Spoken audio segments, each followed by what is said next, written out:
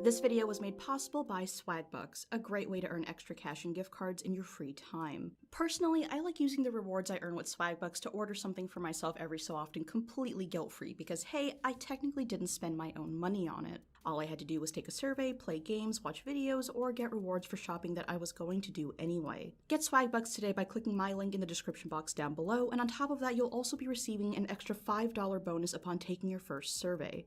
Thank you Swagbucks for sponsoring this video, and independent creators alike. In 2018, the Conjuring spin-off The Nun was set to release, meaning that the marketing for the film was in full swing. One such piece of advertising came in the form of a 5-second YouTube pre-roll. It began with silence, then a volume icon minimizing and maximizing before a jump scare featuring the title character appeared.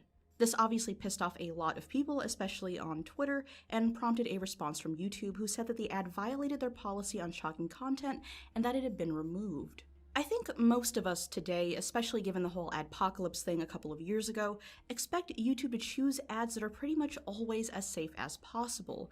If creators are constantly having their videos demonetized, then the criteria for the ads themselves must be ridiculously strict, right? This is of course what you would expect to be the case, but things don't always make as much sense as one would hope. I think a lot of people would be surprised to know that it doesn't take much at all to have your ads shown on the biggest video sharing platform on the planet, and because of this, sometimes weird or even borderline creepy content finds its way in front of thousands of YouTube viewers, all seemingly without the knowledge of YouTube themselves. Tonight, I'd like to show you just a few examples of some of the more unorthodox YouTube ads out there before jumping into wider commentary on the phenomenon.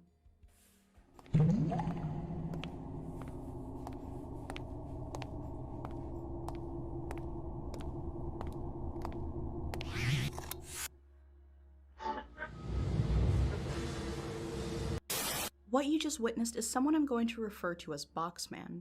I was originally introduced to this by a few viewers who told me that they got this as an ad before certain YouTube videos, but I lost the emails last time I cleaned out my inbox, so I apologize for the lack of direct credit. Anyway, without context and in the middle of the night, I could see why this piece would definitely leave people uneasy and probably very, very confused. From what I understand, the ad itself led back to a channel, the one you see here.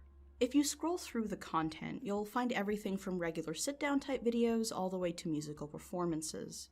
Now, I am part Japanese, but I completely suck at reading Japanese, so instead of struggling through the translation, I asked a friend of mine, Nihongo Johnny, and here's what he said the ad had to say. On the surface, this does come off as kind of vague and ominous, but the more you read into it, the more apparent it is that this is probably just commentary on society and conformity, delivered in a strange but admittedly creative manner. As for why this video appeared as an ad, one can either assume that this was the entire point of the performance and message, or that it was simply a means to promote the channel as a whole. Oh, the show's starting! I waited my whole life for this moment! Mom says this show's on its own television. This next example is the most recent to be brought to my attention via email. So I found something recently that YouTube actually gave me as an ad. It's undoubtedly one of the strangest videos I've ever seen, and I'd like to see what you'll make of it. Thanks for reading. The video, Children's Church Episode 1, lasts over 12 minutes long, and the first comment is that of another user saying that they were also brought there via pre-roll advertisement.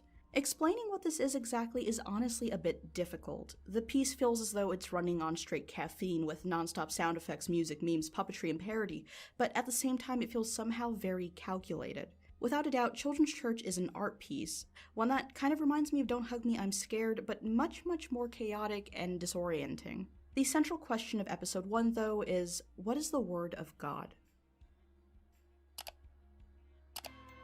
Today, we're gonna be learning accent about what is the Word of God. Ka-ching!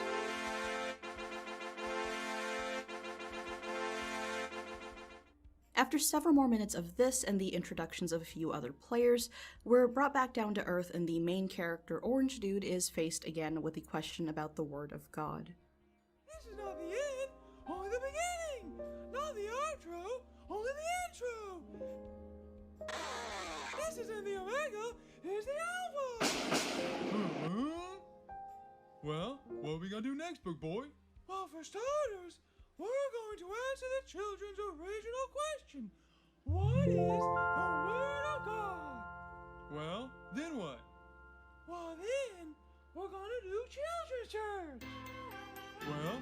was the children's church. Never met the dude. Children's church is nothing, Archduke. It's just a silly kid show. Well, yeah, that's what I figured, Bro Slice. Bro Slice? But for those who are listening, really listening, What? children's church can be something more. But how though? Because words mean something, Archduke. Even if they're enveloped in silly banter and childish gags, the essence of the meaning always remains. So far, at least at the time of writing this is the first and only video that exists on the Children's Church channel, and there currently isn't any more information on the page, not even a description in the About section. One can assume that they'll be posting again soon, and as for where this whole thing is heading, we'll just have to wait and see. God entered into my body like a body my same size, like me floating into you, or you floating into me.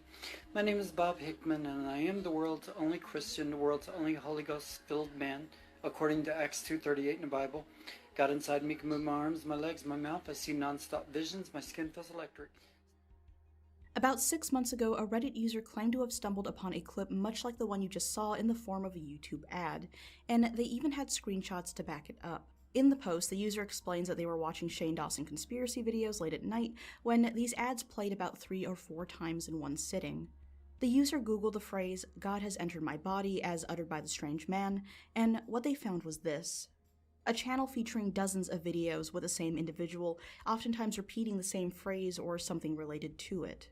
For those of you who have been watching channels like mine for quite some time, you may recognize this man as Bob Hickman, who was also covered by Scare Theater several months ago. If you happen to watch his video on the topic, then you'll know that Bob was first noticed by the internet following a number of people receiving unsolicited text messages talking about God, Holy Ghost baptisms, and other gibberish. Eventually, users were able to trace these texts back to Bob, who by that point had already been posting videos on channels that actually predate the one I initially showed you. He's also written quite a few short books pertaining to the same topics. In the end, the general consensus is that Bob Hickman is suffering some kind of mental illness. People from around his area support this conclusion, but also add that Bob has never done any harm to anyone or caused any public disturbances. Go ahead and watch Scare Theater's video if you want the full details on the case, but the reason why I decided to mention Bob here is because I'd heard about him quite some time ago as sort of a Chip-chan type story, but I never heard anyone talk about seeing his videos as YouTube advertisements. Once I found the Reddit post talking about this, I was curious if Bob Hickman himself had posted the ads or if someone else did so without his permission. In Scare Theater's video, he does show a clip where Bob mentions paying to promote his book on YouTube, and he also adds that, "If you see this in your Gmail box, I am paying to promote it." I did try to find the original video this came from, but given the multiple channels and quantity of uploads from Bob, this proved to be pretty difficult. The thing is, when I first heard this, I kind of assumed that Bob meant that he paid for some kind of self-publishing or other marketing, not actual YouTube ads that could possibly make an appearance alongside something as huge as a Shane Dawson video, but it seems that's exactly what he did. Either way, and like I said about the other stuff, I can definitely see why unexpectedly getting this as an advertisement in the middle of the night would probably confuse and creep people out. And like I said at the beginning of this video, you'd expect YouTube to be incredibly strict when it comes to who they allow to advertise on the site. Of course, I'm not saying I personally find anything I talked about today to be offensive, but it's very much possible that someone else will for whatever reason. While doing the research for this video, I found this post from over a year ago. I paid to get my weirdest video as an ad on YouTube that only gets played at 3 a.m. The comments are now just people freaking out about it. The video describes itself as a parody song about anime wives, which again is not something that I personally find offensive, but it still makes you wonder if anyone at all checks what is and isn't allowed to be shown as an ad, considering that this video contains copyright content and, as you know, other anime-related stuff that actually got the video age-restricted. So how an age-restricted video is allowed to be an ad itself, I'm not sure. Of course, this was the case of a troll that, in the end, and much like everything else I mentioned today, is ultimately harmless. The thing is, though, if YouTube isn't applying the same attention to ads as they do to the creators on the site, then you get stuff like this.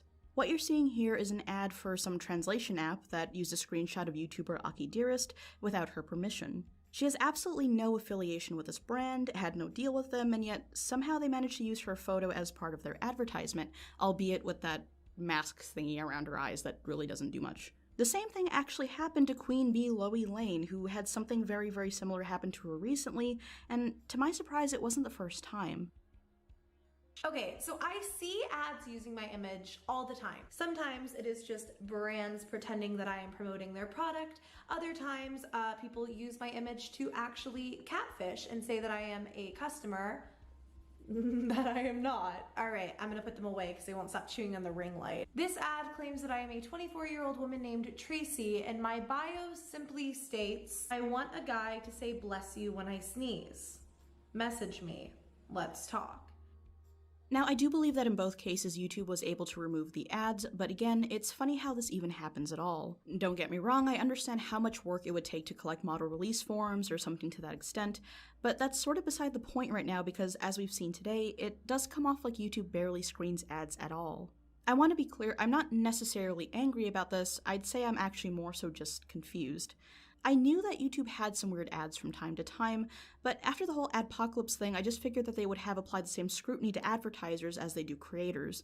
But I guess an ad itself can't not be advertiser friendly. I don't even know if I got that right. It's a paradox, I know. A massive thank you to Patreon supporters Matt, Mark, Danielle, and I'm just gonna call you Shadow so I don't pronounce your stuff wrong. Also, I do have a recent Stuff You Should Watch post for those of you on Patreon. The next one will be out whenever the next Sunday is after this video goes live. Thank you all so much for watching, and I'll see you all again soon.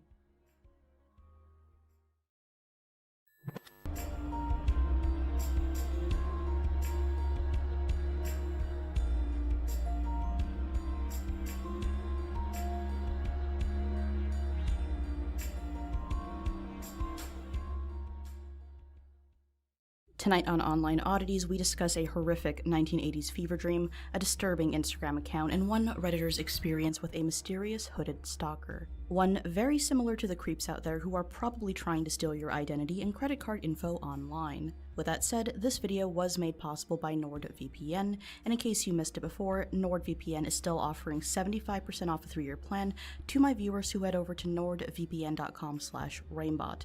That's just $2.99 per month. And of course, you also get 1 additional month for free with promo code RAINBOT. But this offer is actually ending in the coming weeks, so if you want to keep yourself protected while at home, work, or even travel, or if you just don't like the Netflix selection in your region, then again, head over to nordvpn.com/RAINBOT and use promo code RAINBOT for an extra month absolutely free.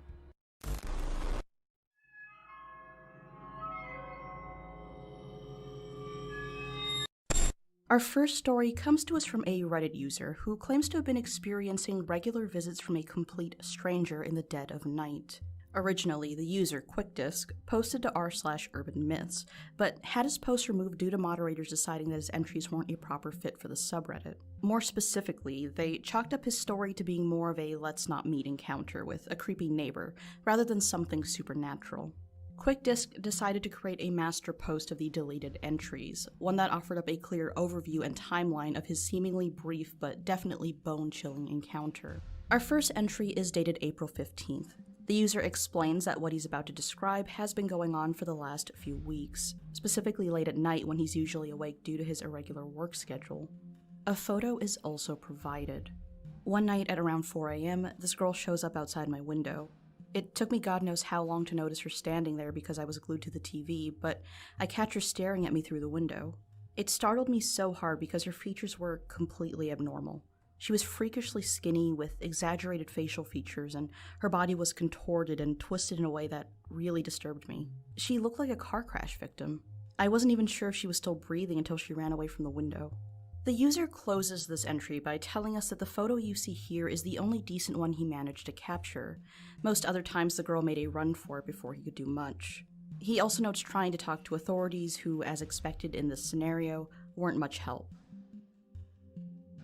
Entry 2, April 19th.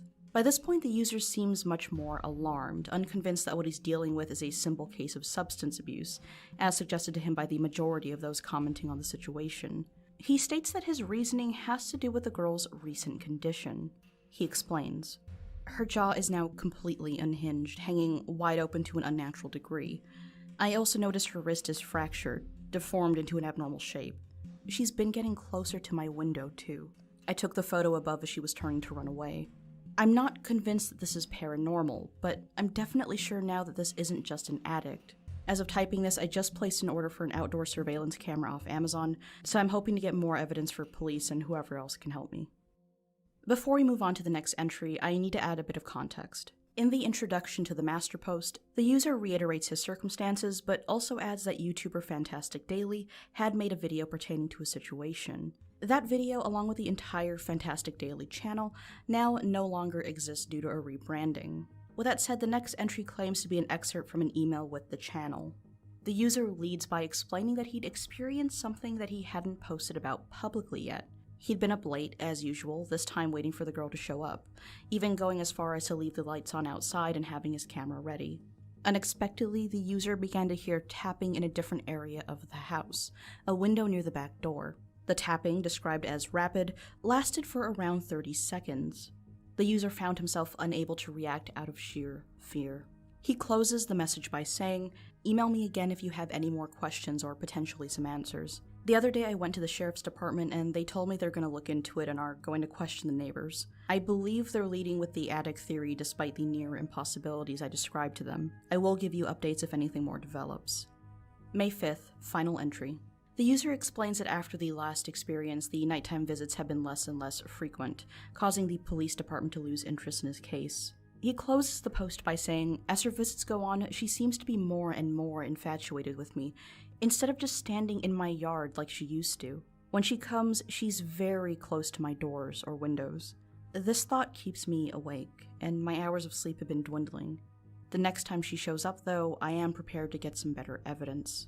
Again, this final entry was May 5th, and so far no other updates have been made. We can probably just assume that either the girl had stopped visiting or the user no longer felt that posting about it was helpful. Either way, there's no way to know for certain unless the user pops up again, and if he does, I'll gladly provide updates and a deeper analysis of the situation.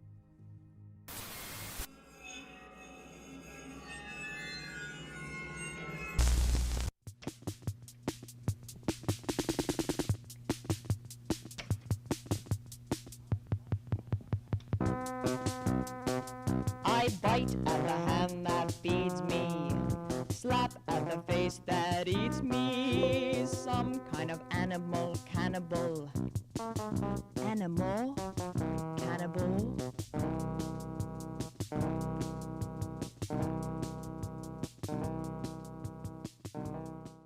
Possibly in Michigan is a bizarre musical short horror film uploaded to YouTube in July of 2018. The piece, lasting 11 minutes long, follows two women, Sharon and Janice, as they shop in their local mall. It's quickly brought to our attention that we aren't the only ones following these women.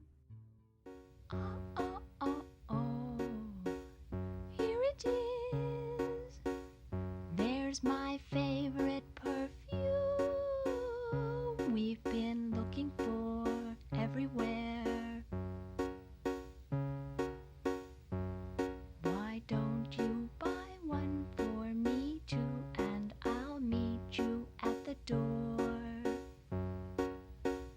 Okay. Okay. Bye-bye. Bye-bye. Bye-bye. The stalker, Arthur, has the head of a mannequin and a gaping expression frozen permanently onto his face. The narrator explains that Arthur, Janice, and Sharon all share two things in common: violence and perfume. After a bit more shopping around, Janice catches Arthur and quickly alerts Sharon. The two make a break for it. Kind of animal cannibal made impressions on me. Have we met before? Possibly in Michigan. In some strange department store. We won't see him anymore.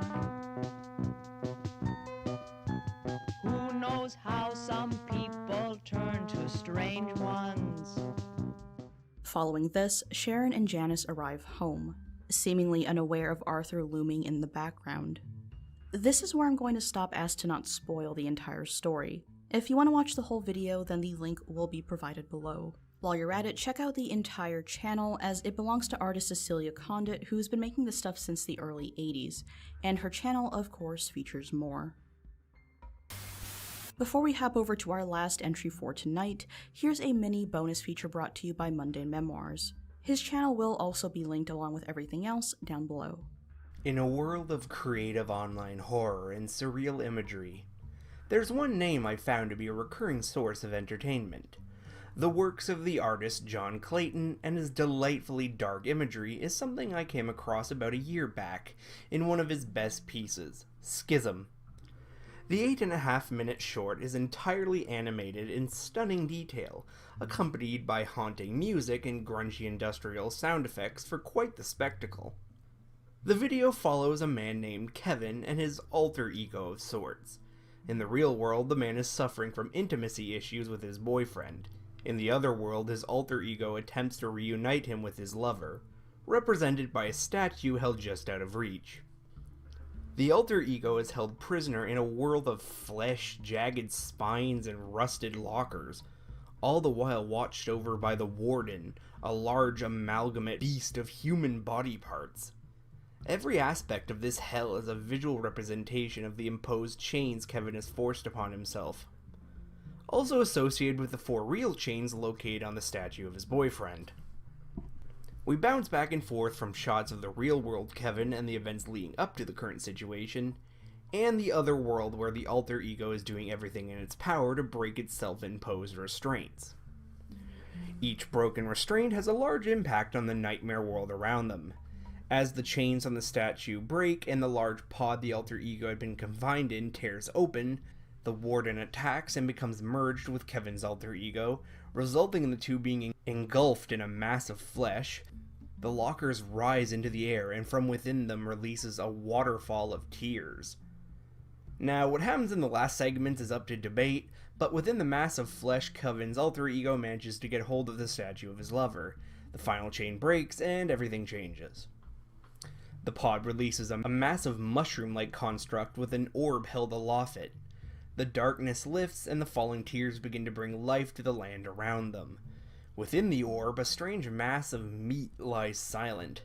Perhaps the two men's alter egos inseparable at last? The piece sits with barely 6,000 views after a year and a half of being on YouTube. The artist continues to upload interesting shorts and work-in-progress videos on art pieces he's commissioned to make. This has been the Mundane Memoirs broadcast hijack. Back to your normally scheduled content.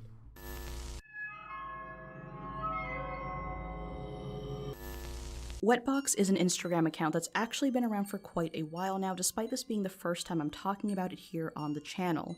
And while I could do a whole video discussing it, for now I think an introduction will do just fine.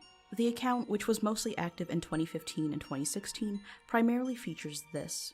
A man wearing a beastly mask with wide eyes, long dark hair, and an open mouth bearing sharp teeth.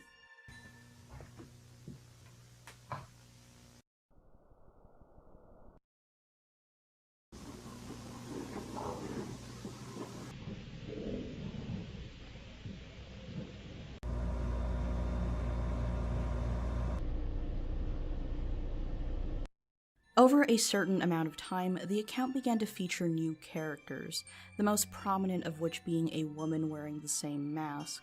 Upon her first appearance, the woman appears to be bound, but as time went on, her involvement became more and more seemingly voluntary, at one point dancing freely in what appeared to be a basement while once again donning the mask. At other points, we do see things aside from the man and woman, like this hospital, for example.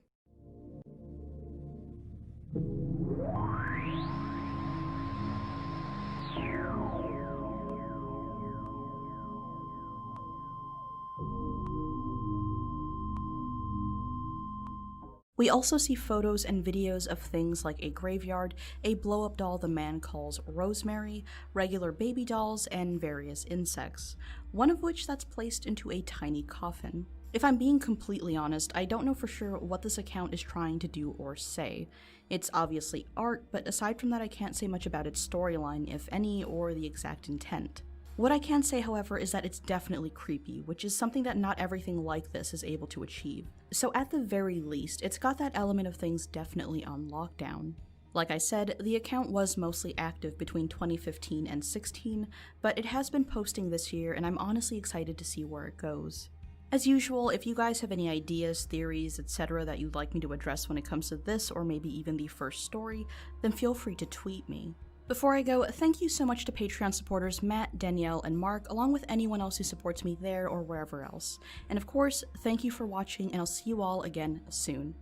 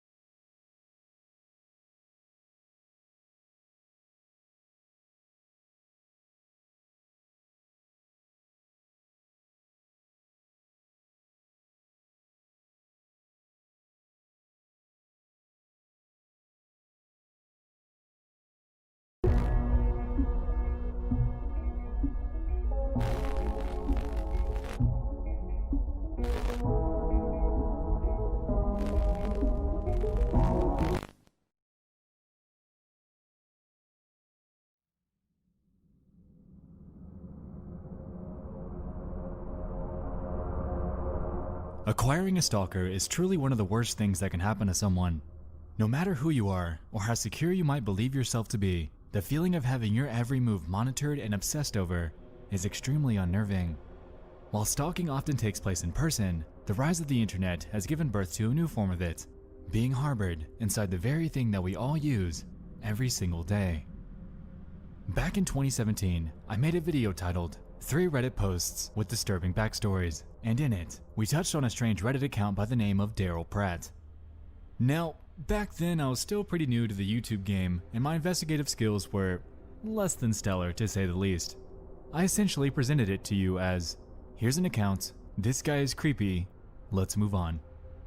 Because of that, I wanted to circle back on him and really dive into the full story of what it was that happened. Get comfortable, because Scare Theater and I are about to take you down the rabbit hole of the Reddit stalker by the name of Daryl Pratt.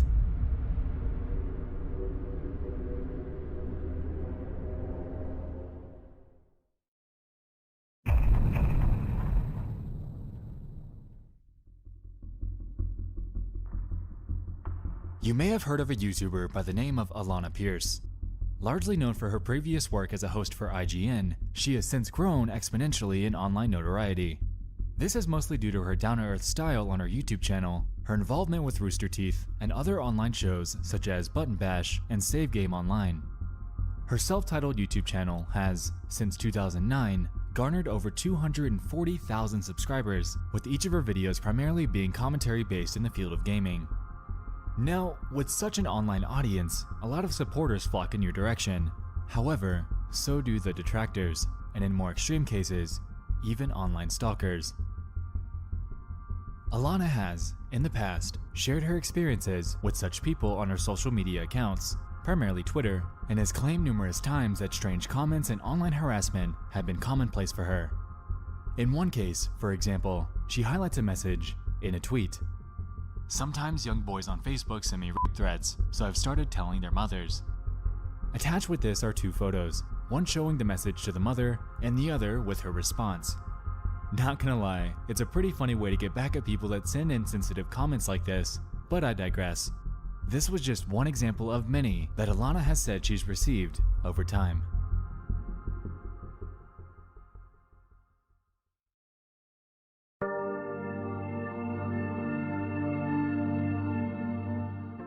In 2015, she would begin to date an online personality by the name of Blaine Gibson. Shortly after the relationship went public, one particular comment on one of her YouTube videos would climb its way to the top of r/nice guys for the world to see. Wow, what a surprise. She has a boyfriend. But for real, what is it with the females that need to constantly be in a relationship? Like, why can't they be single for at least a month? Fuck, I watched all your videos since the beginning. I hope I can meet you one day and we can have something great. But no, you had to go and settle with the first douchebag that walked in front of you. I bet he doesn't even tell you how beautiful and freaking hot you are every day. I bet he didn't even care about you until you opened up to him. I'm so fucking tired of every single woman I like having a relationship. That's it, I'm so fucking done. In a stoic response, Alana claimed, "I was single for over 2 years before I started dating Blaine." Now, Nice Guys is a pretty large subreddit, currently having over 870,000 members. A post finding its way to the top here would undoubtedly have tons of eyes on it. As you might expect, people relayed this back to Alana, expressing shock and concern that someone would actually say something like this. In response to that, Alana released a video. On October 19th, 2017, an upload titled, "My Stalker, My Side of the Story" would go live, and in it, she addresses the comments that we just touched on. She claimed that it sort of amused her, and that it's extremely common to get comments like this thrown her way. This, however, would lead into her explaining the more extreme situation that she found herself wrapped up in, regarding a Redditor by the name of Daryl Pratt.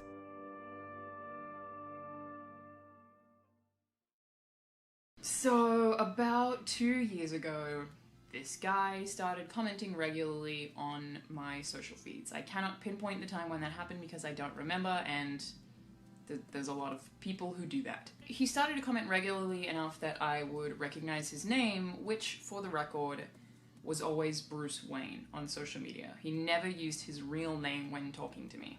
I never had any idea who he was. He never had real profiles. It was always a person going by a fake name with a penguin as their profile picture. So it was someone that I never had any way of identifying, and I still, for anyone who has asked me, do not know his name, do not have any contact with him, don't know where he lives or what his number is. People have been like, hey, you should check up on him, like, you should make sure he's okay. I don't have any way of contacting him at all. So he was just a guy who would comment on my social feeds regularly, and I didn't really think anything of it.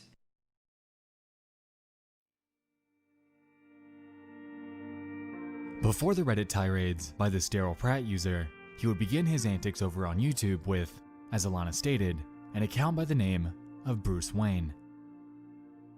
If we head over to his channel, which has a picture of penguins as the profile photo, we can see that the few videos that he's uploaded to his channel involve picture compilations of various female online personalities such as iJustine, Jenna Marbles, and Catrific. Furthermore, in his liked videos, we can see many uploads from these creators alongside quite a few by Alana herself. According to her stalker video, Bruce would apparently comment on each of her videos, and she eventually took notice of it. The comments then got to the point to where they were extremely overbearing. In one instance, for example, Alana had gotten her eyebrows tattooed, and apparently he didn't like it. Back when she would post videos to IGN, people would, as you'd expect, comment nice things about her, and in response to this, he'd attack them, claiming that she'd gotten her eyebrows tattooed, as if it was something negative. Essentially, he had grown into this possessive gatekeeper for comments about her, policing what she can and cannot do to her body, and that's where she drew the line. When she eventually asked him to stop, he didn't. This ended up leading to a channel-wide block, which led to him messaging her on Facebook, also leading to a block. Afterwards, he created a new account and messaged her once more, pleading to be unbanned, but concurrently with this, Alana had a friend reach out to him, asking him to stop. When that account was banned, that is when he would take his efforts to Reddit.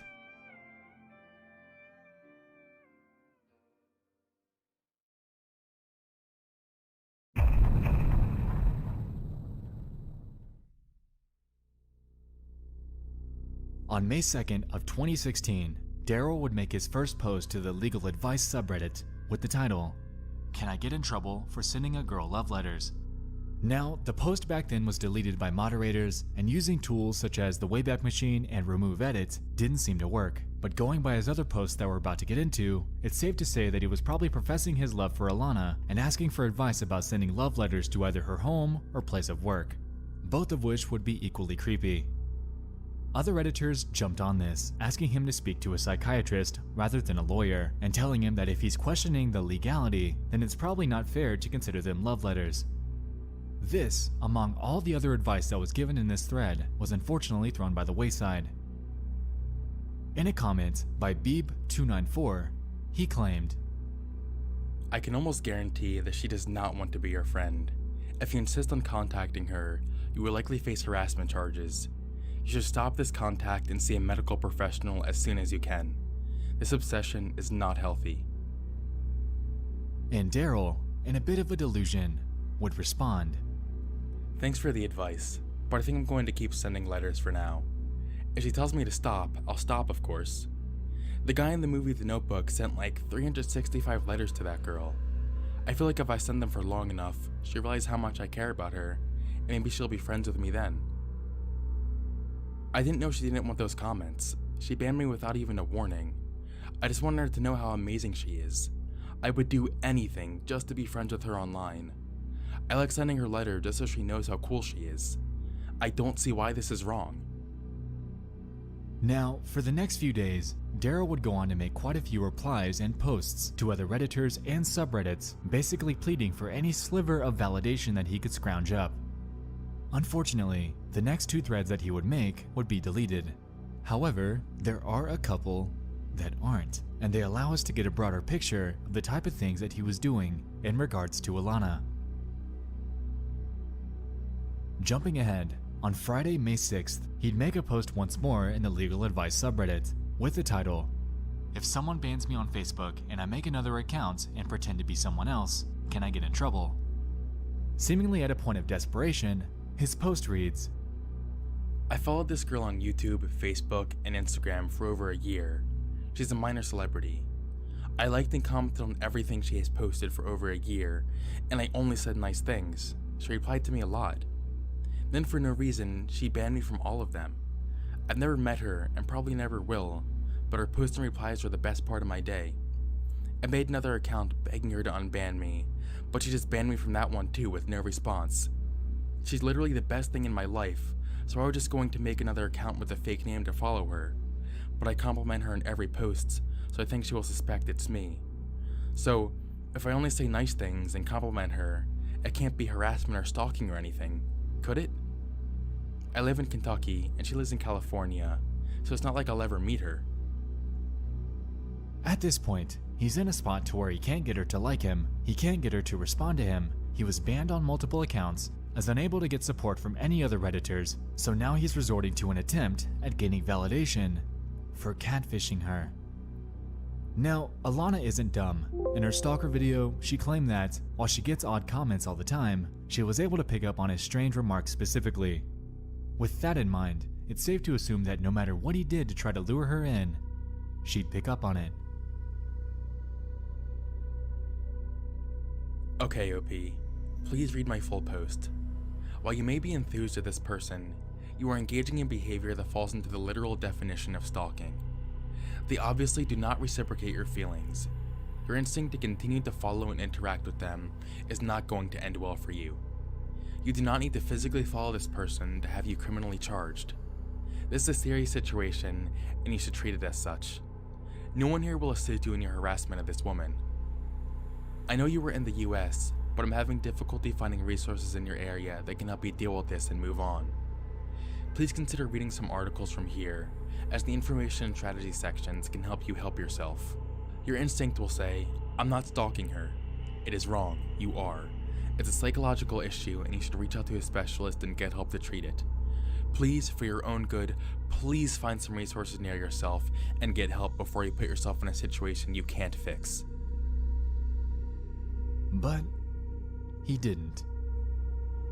Oh my god, how is it terrifying that I like a girl? The only one getting hurt is me. I think about her all day, but she won't even acknowledge me anymore. If I didn't like her so much, she would still reply to me, but because I'm in love with her, she won't. This is the worst feeling in the world.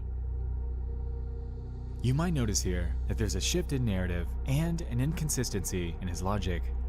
First off, he claims that he only wants to be friends with her, but then goes forth to say that he likes her and is in love with her. Also, catfishing her wouldn't be a viable route, as he'd still be pursuing her, which could qualify as harassment. So what exactly is the next approach to take? Pinning the blame on her. When all of this was in the midst of going down, a post was made in Ask Reddit with the title, "User makes post about stalking a girl, then gets angry when other users link his post and call him a creep." Now, I want you to pay attention to the narrative shift in action here with his response. What is wrong is when a girl makes you fall in love with them and then completely crushes you by calling you a creep and banning you for no reason, then publicly humiliates you online. That's wrong, not what I did. Side note here, and Alana addresses this herself, she never once called him a creep or ever called him out at all, for that matter. Anyway, now, with him pretty much against the world, he runs with this in a plethora of comments and responses over the next couple of weeks. I'm sure you get the picture at this point, but in his last 4 comments on his profile ever, he says this. June 7th. I was hoping to meet her before she banned me, and I would have asked her out. I love this girl more than most people love their wives or girlfriends. It makes me sick to my stomach thinking about her with another guy. How would you feel if your girlfriend found someone she likes more than you? That's how I feel. How the hell am I supposed to be happy about that? June 8th. I'll most likely be dead tonight, so that should make her extremely happy.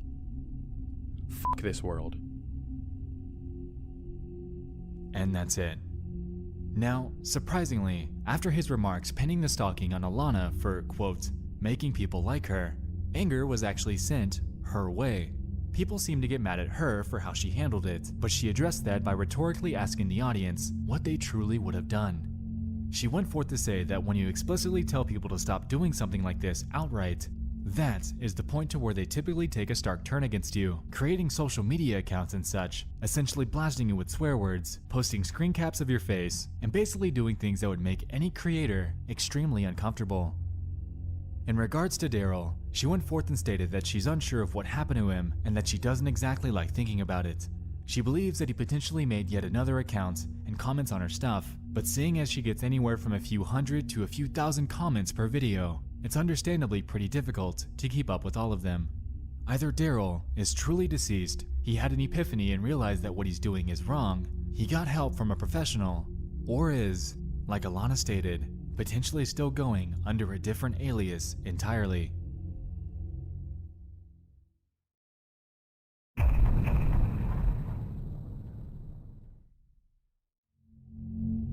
Speaking of different aliases, there is another user by the name of Daryl Prater V2 that some online users were able to come across on legal advice.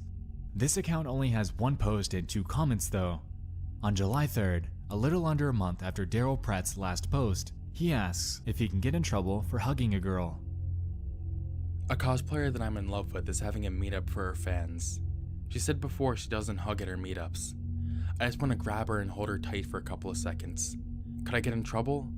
It's going to be in LA, California. People in the comments took notice of his vernacular and username and shut him down pretty quickly. One thing we'd have to consider though is that this could be anyone. It's criminally simple to make a new username on Reddit, so someone potentially could have jumped on this to do a bit of trolling.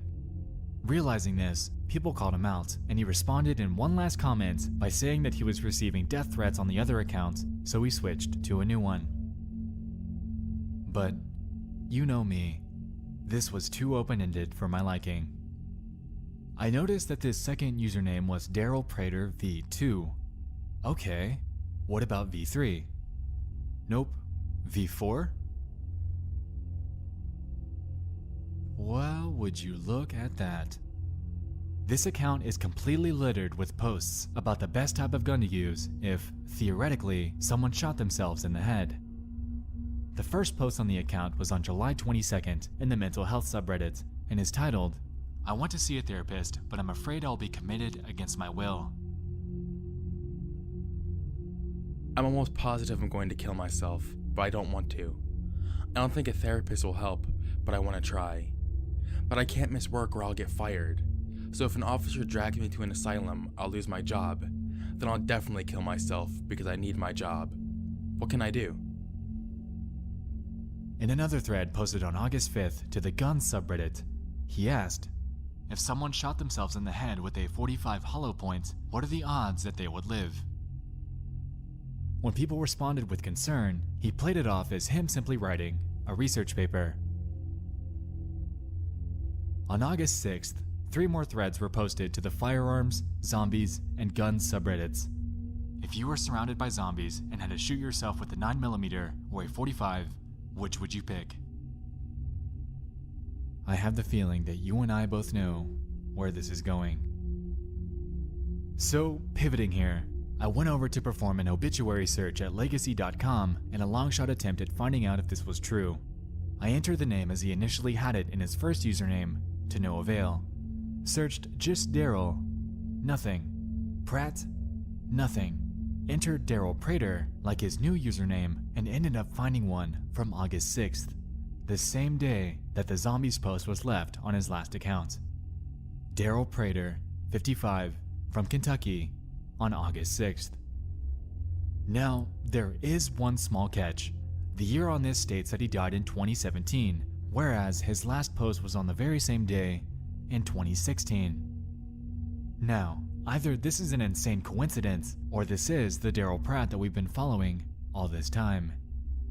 I've done quite a bit of cross-checking with other obituary websites, and they all claim that this Daryl Prater passed away in 2017, so either he waited an entire year to the day from his very last post to do this, or this simply isn't him.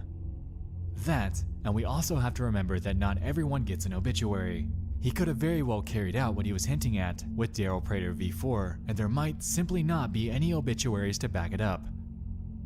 Nonetheless, this coincidence is jarring, and I thought it was worth noting. There is someone else though.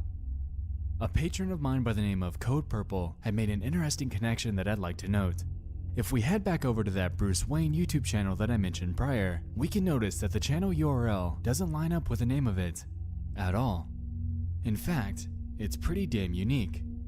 Our Daryl Prater here actually has a MySpace page with that same URL, and here we can see various photos of this guy all over it. The URL lines up, the page name matches, and it seems that this just might be our guy. This inevitably begs the question though, what happened to him? I also ended up finding a Twitter profile with the handle Daryl Prater v3, ironically the same name that we couldn't find on Reddit, with the same face as the guy from MySpace. This account was made in 2014 though, and unfortunately has no tweets to dig into.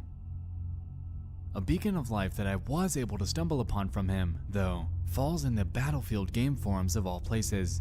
Here, we can find posts from a Daryl Prater v3 that are from December of 2016, and more from Daryl Prater v2 that were posted in 2017. It seems to me that he's engaging in actual ordinary conversation with other people, which leads me to believe that he just might have halted his antics regarding Alana. Daryl Prater is a surprisingly common name. While we've dug through 2 of them, luckily, we've seemed to find the guy, and although I wasn't able to dig up anything past January of 2017, it seems as if he's doing alright. Seeing as Alana has outright stated that he stopped attempting to contact her, it's safe to assume that he'd either gotten help or simply moved on with his life. Nonetheless, you/Daryl Pratt will forever go down in history as a creepy Reddit account. What started as an overbearing infatuation with an online personality had led to an incredibly dark online rabbit hole. While Daryl's online footprints seemed to fade away after early 2017, it's, at the very least, comforting to know that he didn't snap in August of 2016, carrying out his grim plans as hinted at with Daryl Prater v4. Thanks so much for watching. I'll see you in the next one. I love you all, and good night.